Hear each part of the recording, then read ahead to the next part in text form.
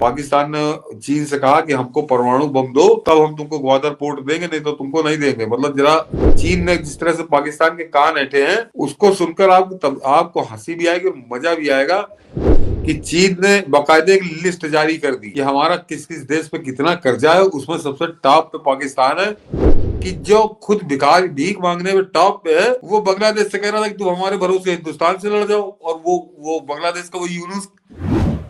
Sir, प्रधानमंत्री तोड़ तो रहे हैं अब खालिस्तानी गुंडों को, वो कनाडा के पप्पू को। अब ऐसा लग रहा है कि एकदम से सरकार ने मूड में, आज खबर मैंने जब देखी कि कैसे वीजा बंद कर दिया, जो खालिस्तानी गुंडे जो यहां से गए हुए हैं उन सबका पूरा वीजा ब्लॉक कर दिया गया।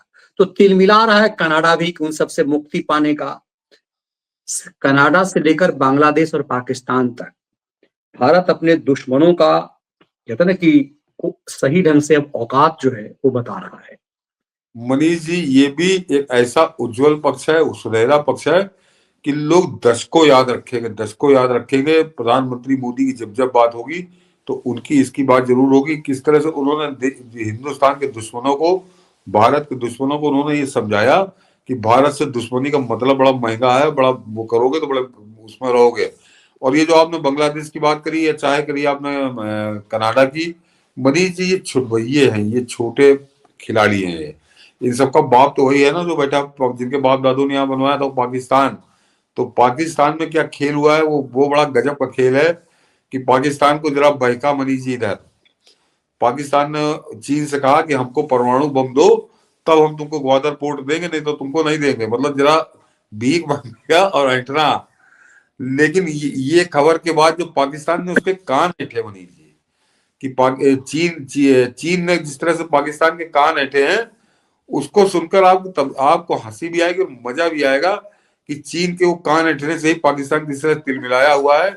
और चीन ने वो जो ग्वादर पोर्ट की वो धमकी दे रहा था, और जब चीन ने देखा कि हमारे परमाणु बम पे ब्लैकमेल कर रहा है, तो चीन ने एक तरह से कह दिया है कि अब हमको ग्वादर पोर्ट नहीं चाहिए। और उसी के बाद उसने जो कुछ कहा, जरा पहले वीडियो सुन लीजिए, उसके बाद हम लोग बात करते हैं। अभी तो मुझे ऐसा फील होता है कि हम ना बंद गली में फंसते नजर आ रहे हैं। पाकिस्तान, हमें ये नहीं पता चल रहा कि हमारा दोस्त कौन है, हमारा दुश्मन कौन है। इंडिया को तो हमने दुश्मन डिक्लेयर कर दिया कि लो जी इंडिया दुश्मन है, इसे ट्रेड नहीं करना। सब चाइना जी से दोस्त कहते हैं, उसकी भी नहीं समझ लग रही। मैं बताता हूँ, देखिए बंद गली की जो आपने बात की ना, हकीकतन हमें बंद गली में बंद करके और बाहर से एक दरवाजा लगा के उसे ताला लगा दिया गया हुआ है कि हम उस गली से बाहर बिना निकले।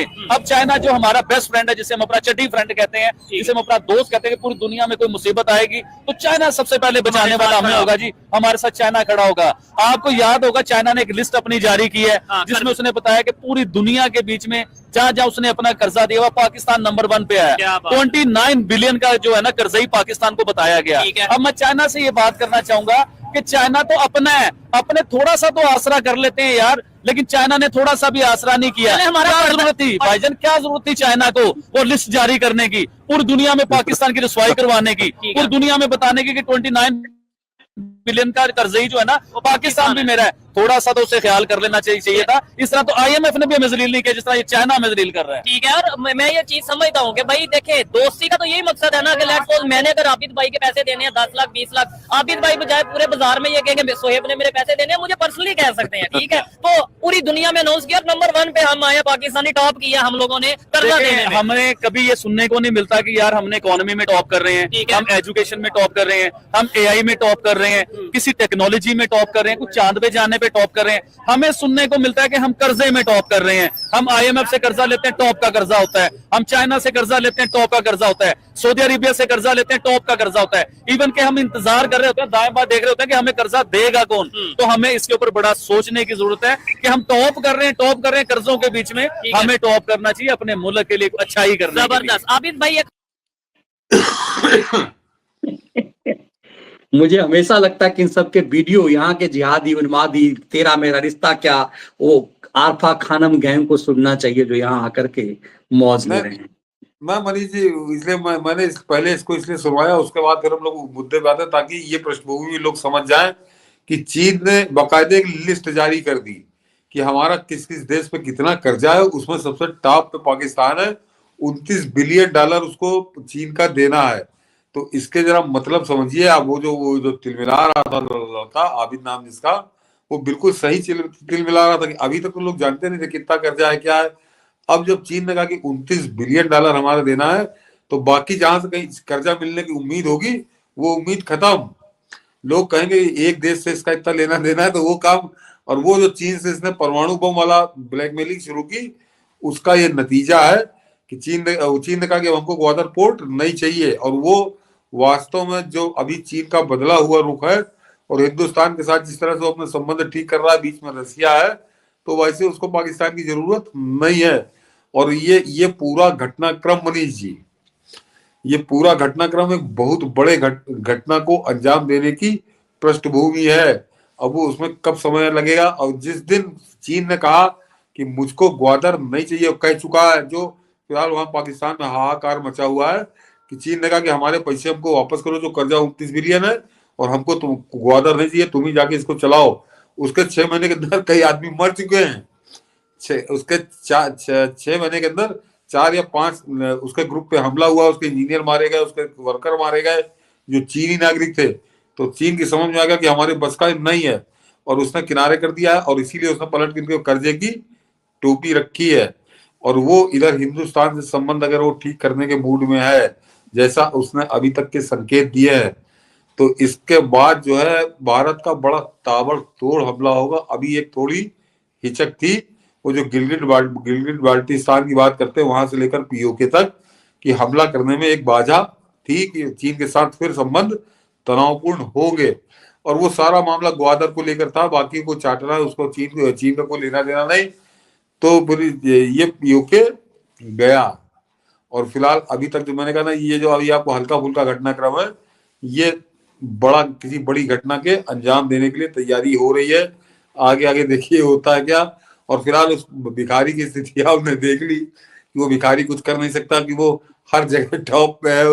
वही पाकिस्तानी बात कर रहे हैं कि सऊदी के साथ कर्जा टॉप पे है, जितने देर से IMF के साथ कर्जा टॉप पे था, उसकी हालत तो बहुत बुरी हो चुकी।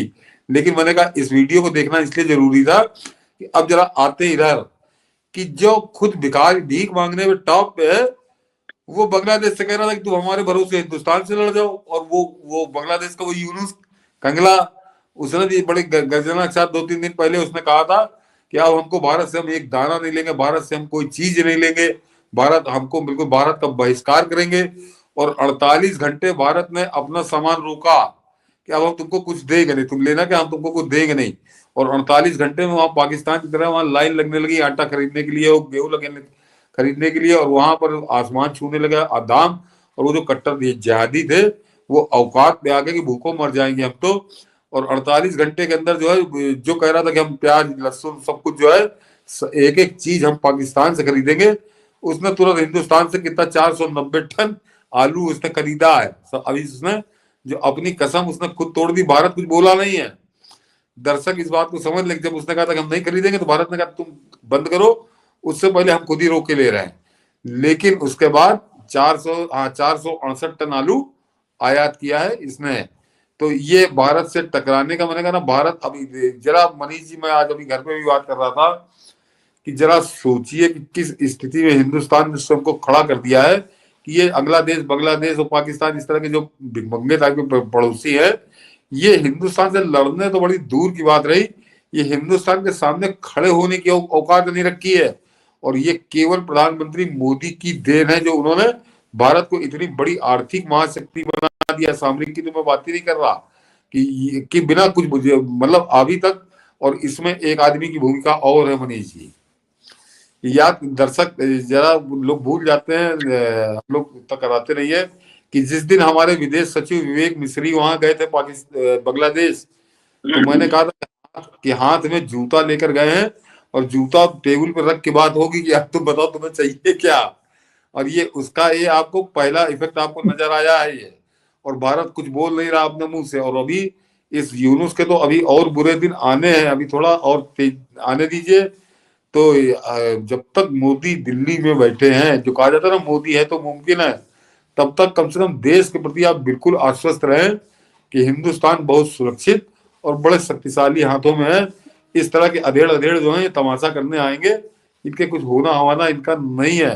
और जरा दूसरा नमूना देखिए मोदी नहीं, जी। दूसरा नमूना आने से पहले मुझे लगता है कि इस मैसेज से मैं बार बार जो कहता हूं, इस देश के जिहादी लतीहर यदि समझ जाएं तो भैया हाँ तेरा मेरा रिश्ता क्या, ये हमारे 57 मुल्क, ये हमारे बाप दादा का पाकिस्तान कराची, ये जो बाप दादा समझते थे ना कि इमरान खान जो है क्रिकेट, जब हम लोग छोटे थे तो इमरान खान और जब पाकिस्तान जीतता था तो हमारे कई मित्र जो बचपन में वो फुदकते थे। अब क्रिकेट से लेकर हर जगह इनकी औकात हुई। तो ये जो भिखमंगी की स्थिति पाकिस्तान की, बांग्लादेश को तो समझिए कि शुरू से वो कंगला था, लेकिन पाकिस्तान का भिखमंगा होना, वो तो भाई वो इलाका, पश्चिमी इलाका जो है वो प्राकृतिक रूप से संपन्न था, सामरिक रूप से संपन्न था। समझिए कि इस इस्लामिक कट्टरता में उस हिस्से को कैसे तबाह कर दिया। मुझे लगता है कि उसके भिखमंगी और बर्बादी से यहाँ पर फुदकने वाले जो हैं, तेरा मेरा वाले जो हैं, वो यदि कुछ सीख जाए तो देश का भला हो जाए। हाँ, कुछ भला हो जाए, सही बात है, लेकिन वो सीखने को तैयार है नहीं मोदी जी, वो उसी डर में चले गए। और जो तीसरा बात हो रही थी, ये खालिस्तानियों को नहीं मिल रहा वीजा, छटपटा रहे कनाडा को, भारत ने दिया मुंहतोड़ जवाब। तो मोदी जी, दर्शकों को याद होगा मेरे ख्याल से महीने भर पहले मैंने बताया था कि भारत ने इस रणनीति पे काम शुरू कर दिया और इनके वीजा कैंसिल और नया वीजा अलॉट नहीं हो रहा। जरा खबर शुरू से दिखा दे कि वो इनको, और वो जितने वहां पर हैं, खालिस्तानियों को वीजा ना देने के आरोपों पर विदेश मंत्रालय की तरफ से मुंहतोड़ जवाब दिया गया है कि विदेश मंत्रालय ने कहा है कि भारतीय वीजा किसे देना है किसे नहीं, ये हमारा अधिकार है। कनाडा की मीडिया द्वारा इस बारे में टिप्पणी करना हमारे मामलों में हस्तक्षेप है। आंतरिक दखल है। हाँ, हाँ, विदेश मंत्रालय ने शुक्रवार को, हाँ, तो कनाडा की मीडिया पर भारत को बदनाम करने का आरोप लगाया। कनाडाई लोगों को वीजा न देने की खबरों पर जवाब देते हुए विदेश मंत्रालय की तरफ से कहा गया कि यह सब रिपोर्ट बेबुनियाद है, वैसे भी किसे वीजा देना है किसे नहीं, यह भारत का मामला है। दरअसल हाल ही में कनाडा की मीडिया की तरफ से आरोप लगाए गए थे कि भारत सरकार वीजा पॉलिसी का गलत इस्तेमाल कर रही है। भारत ने कई कनाडाई नागरिकों को खालिस्तानी एजेंडा का समर्थन करने के लिए वीजा देने से इनकार कर दिया है। तो मनीष जी, मैं बता रहा हूँ कि शायद दर्शकों जो अपने रेगुलर है उनको याद होगा, महीने 1.5 महीने पहले जिस समय बड़ा उपद्रव काटे थे ये खालिस्तानी, तब मैंने बताया था कि भारत ने वो अघोषित तौर पे कर दिया था कि इनके सबके वीजा इनको नहीं दिए जाएंगे। और इनकी यहाँ जो जमीन जायदादें, कोठी उठी इन्होंने बना रखी है, तो वो आप जानते हैं एक मानसिकता होती है कि वो सब कब्जा यहाँ पे हो जाएगी। और वो जो दौलत वहां पे यहाँ पे लगा रहे थे, यहाँ खालिस्तान बनेगा तो बड़ा राजधानी बनाएंगे, तो उनकी समझ में आया कि माया मिली न राम, और हिंदुस्तान से भी गए, यहाँ वीजा मिलना अब कठिन हो गया है। और सबसे खास बात, जो देश की सरकार का जवाब है वो आपने सुन लिया कि अब ये हमारी मर्जी है कि हम किसे वीजा दें किसे ना दें, ये तुम नहीं बताओगे। तो वो भारत की मर्जी क्या है, वो उनकी छटपटाहट बता रही खालिस्तानी गुंडों की कि अब वो बिल्कुल दूर हो गए और यहाँ पैसा उनका पहुंच गया। तो आने वाला समय और इन सबके लिए बड़ा कष्टकारी होगा। इसीलिए हमने कहा कि ये मोदी अब इसे समझा रहे हैं दुश्मनों को, देश के अंदर और देश के बाहर। और इस पूरे सीन के पीछे केवल एक ही हीरो है जिसका नाम है नरेंद्र मोदी। ये समझ लीजिए, इसमें कोई और नहीं, बाकी हो चाहे मिस्त्री हो चाहे एस जयशंकर हो, जितने हैं वो सब साइड हीरो हैं जो आते संभालते हैं, हीरो एक ही है।